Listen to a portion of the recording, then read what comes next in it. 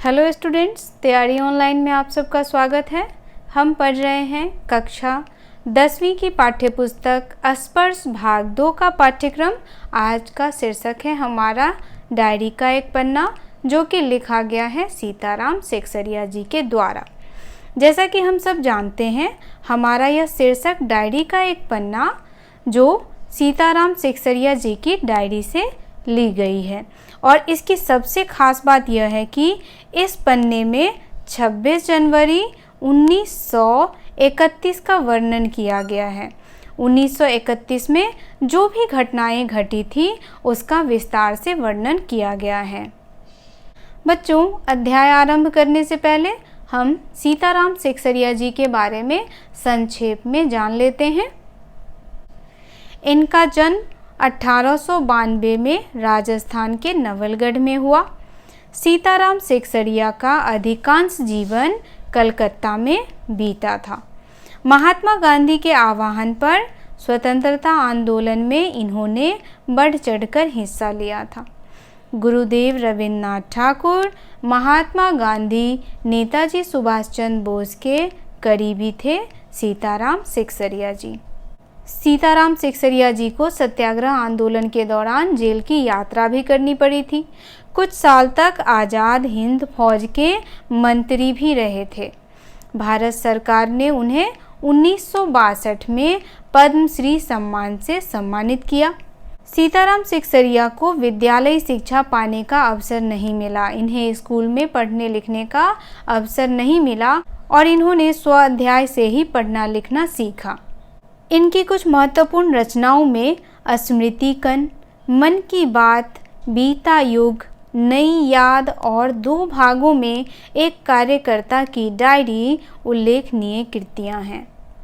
बच्चों, अध्याय को पढ़ने से पहले अध्याय के बारे में जान लेते हैं कि लेखक डायरी का एक पन्ना अध्याय के माध्यम से क्या कहना चाहते हैं। तो इस अध्याय में लेखक ने देश को अंग्रेज़ों से मुक्ति दिलाने के लिए, क्योंकि हमारा देश जो था वह अंग्रेज़ों का गुलाम था, और अंग्रेज़ों से मुक्ति दिलाने के लिए क्या किया गया था, महात्मा गांधी, सुभाष चंद्र बोस और भी बड़े बड़े नेताओं के द्वारा आंदोलन किया गया था, और उस आंदोलन के जरिए देश को आज़ाद कराना चाहते थे। और इस आंदोलन में हमारे जो लेखक हैं सीताराम सेक्सरिया जी, उन्होंने भी बढ़ चढ़ करके भाग लिया था। लेखक कहते हैं, वह दिन प्रतिदिन जो भी देखते, सुनते और महसूस करते थे उसे अपने डायरी में क्या करते थे, लिख देते थे। तो यहाँ पर लेखक ने 26 जनवरी 1931 में जो भी घटनाएं घटी थी उस दिन, उसको उन्होंने सविस्तार डायरी के एक पन्ने में लिख दिया था। तो चलिए अब हम अध्याय की ओर बढ़ते हैं। अध्याय है हमारा डायरी का एक पन्ना, और यह पन्ना किस दिन से जुड़ा हुआ है? यह पन्ना जुड़ा हुआ है 26 जनवरी 1931 की घटनाओं से। इसमें वर्णन किया गया है 26 जनवरी 1931 की घटनाओं का, कि 26 जनवरी 1931 में हमारे देश में क्या क्या घटा। तो चलिए देखते हैं। 26 जनवरी, आज का दिन तो अमर दिन है। आज के ही दिन सारे हिंदुस्तान में स्वतंत्रता दिवस मनाया गया था, और इस वर्ष भी उसकी पुनरावृत्ति थी, जिसके लिए काफ़ी तैयारियां पहले से की गई थी। गत वर्ष अपना हिस्सा बहुत साधारण था। इस वर्ष जितना अपने दे सकते थे दिया था। केवल प्रचार में 2000 रुपये खर्च किया गया था। सारे काम का भार अपने समझते थे और अपने ऊपर है, और इसी तरह जो कार्यकर्ता थे उनके घर जा जाकर समझाया था।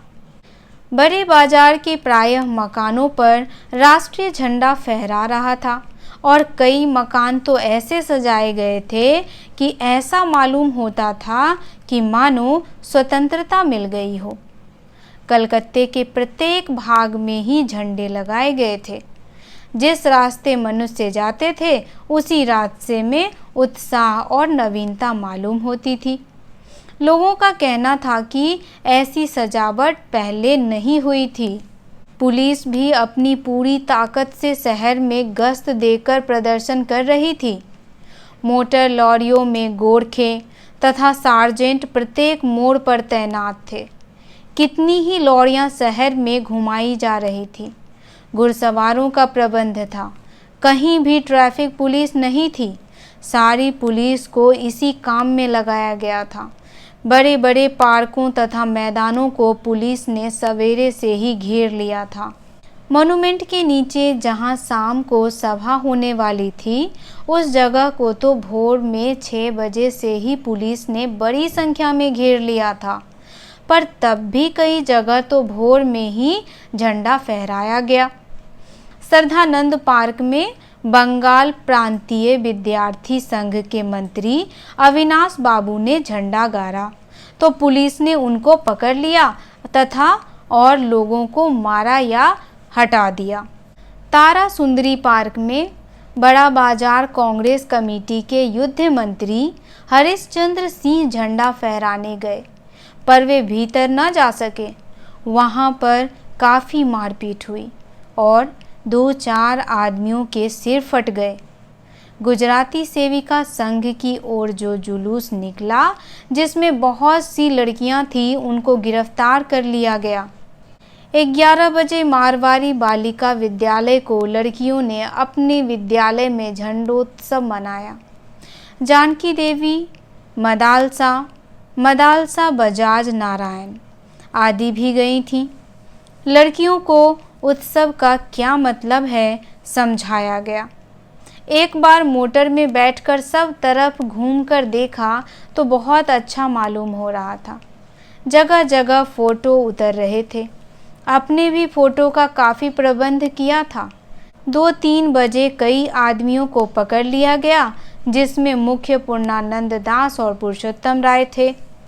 सुभाष बाबू के जुलूस का भार पूर्णानंद दास पर था, पर यह प्रबंध कर चुका था।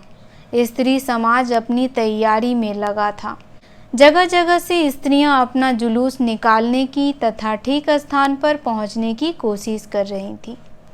मॉन्यूमेंट के पास जैसा प्रबंध भोर में था, वैसा करीब 1 बजे नहीं रहा। इससे लोगों को आशा होने लगी कि शायद पुलिस अपना रंग न दिखलावे, पर वह कब रुकने वाली थी। 3 बजे से ही मैदान में हजारों आदमियों की भीड़ होने लगी और लोग टोलियां बना बनाकर मैदान में घूमने लगे। आज जो बात थी वह निराली थी।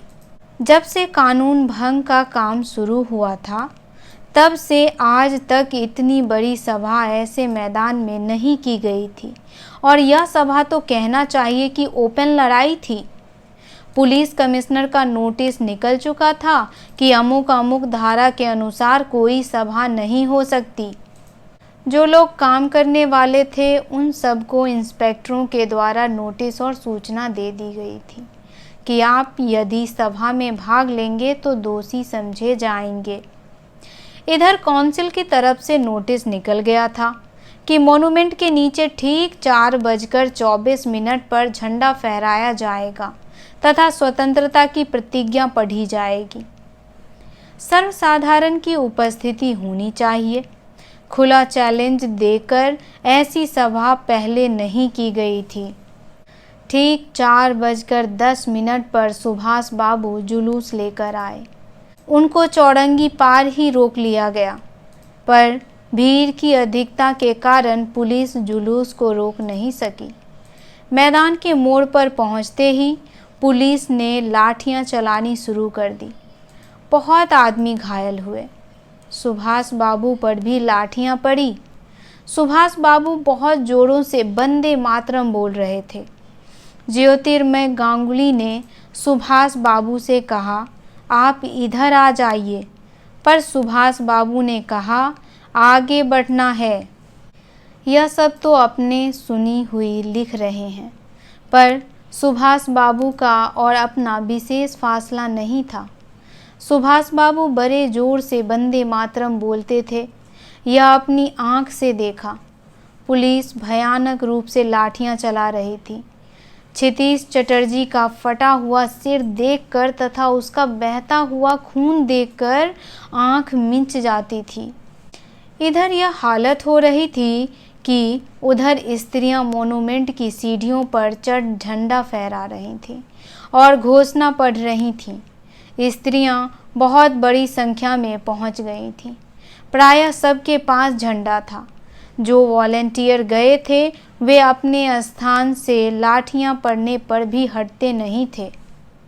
सुभाष बाबू को पकड़ लिया गया और गाड़ी में बैठाकर लाल बाजार लॉकअप में भेज दिया गया। कुछ देर बाद ही स्त्रियां जुलूस बनाकर वहां से चलीं। साथ में बहुत बड़ी भीड़ इकट्ठी हो गई। बीच बीच में पुलिस कुछ ठंडी पड़ती थी, उसने फिर डंडे चलाने शुरू कर दिए। अब की बार भीड़ ज़्यादा होने के कारण बहुत आदमी घायल हुए। धर्मतल्ले के मोड़ पर आकर जुलूस टूट गया और करीब 50-60 स्त्रियां वहीं मोड़ पर बैठ गई। पुलिस ने उनको पकड़कर लाल बाजार भेज दिया। स्त्रियों का एक भाग आगे बढ़ा जिसका नेतृत्व विमल प्रतिभा कर रही थीं। उनको बहु बाजार के मोड़ पर रोका गया और वे वहीं मोड़ पर बैठ गईं। आसपास बहुत बड़ी भीड़ इकट्ठी हो गई जिस पर पुलिस बीच बीच में लाठी चलाती थी। इस प्रकार करीब पौन घंटे के बाद पुलिस की लॉरी आई और उनको लाल बाजार ले जाया गया और भी कई आदमियों को पकड़ा गया। बृजलाल गोयनका जो कई दिनों से अपने साथ काम कर रहा था और दमदम जेल में जो अपने साथ था पकड़ा गया था। पहले तो वह झंडा लेकर वंदे मातरम बोलता हुआ मोनूमेंट की ओर इतने जोर से दौड़ा कि अपने आप ही गिर पड़ा और उसे एक अंग्रेजी घुड़सवार ने लाठी मारी, फिर पकड़कर कुछ दूर ले जाने के बाद छोड़ दिया। इस पर वह स्त्रियों के जुलूस में शामिल हो गया और वहां पर भी उसको छोड़ दिया। तब वह 200 आदमियों का जुलूस बनाकर लाल बाजार गया और वहां पर गिरफ्तार हो गया। मदालसा भी पकड़ी गई थी। उससे मालूम हुआ कि उसको थाने में भी मारा था। सब मिलाकर 105 स्त्रियां पकड़ी गई थीं। बाद में रात को 9 बजे सबको छोड़ दिया गया। कलकत्ता में आज तक इतनी स्त्रियां एक साथ गिरफ्तार नहीं की गई थी। करीब 8 बजे खादी भंडार आए तो कांग्रेस ऑफिस से फ़ोन आया कि यहाँ बहुत आदमी चोट खाकर आए हैं और कई की हालत संगीन है, उसके लिए गाड़ी चाहिए। जानकी देवी के साथ वहाँ गए। बहुत लोगों को चोट लगी हुई थी। डॉक्टर दास गुप्ता उनकी देखरेख तथा फ़ोटो उतरवा रहे थे। उस समय तक 67 आदमी वहां आ चुके थे। बाद में तो 103 तक पहुंचे। अस्पताल गए। लोगों को देखने से मालूम हुआ कि 160 आदमी तो अस्पतालों में पहुंचे और जो लोग घरों में चले गए वे अलग हैं। इस प्रकार 200 घायल जरूर हुए हैं। पकड़े गए आदमियों की संख्या का पता नहीं चला, पर लाल बाजार के लॉकअप में स्त्रियों की संख्या 105 थी। आज तो जो कुछ हुआ वह अपूर्व हुआ। बंगाल के नाम या कलकत्ता के नाम पर कलंक था कि यहाँ काम नहीं हो रहा, वह आज बहुत अंश में धुल गया और लोग सोचने लग गए कि यहाँ भी बहुत सा काम हो सकता है। तो बच्चों, आज का यह शीर्षक डायरी का एक पन्ना यहीं समाप्त होता है। आशा है यह कहानी आप सबको बहुत ही अच्छी लगी होगी। अगर आप हमारे चैनल पर नए हैं तो आप हमारे चैनल को सब्सक्राइब कर लें। वीडियो आपको अच्छी लगी हो तो आप इसे लाइक कर दें और अपने दोस्तों के साथ भी शेयर करें। इस अध्याय से रिलेटेड कोई भी सवाल आपके मन में है तो आप हमें कमेंट करके पूछ सकते हैं। अगर आप इस अध्याय का क्वेश्चन आंसर जानना चाहते हैं तो आप हमारे वेबसाइट www.tayarionline.com पे जाकर के इस अध्याय का क्वेश्चन आंसर डाउनलोड कर लें। अगले वीडियो में हम इस अध्याय का समरी जानेंगे। तो मिलते हैं अगले वीडियो में। आप सबका बहुत बहुत धन्यवाद।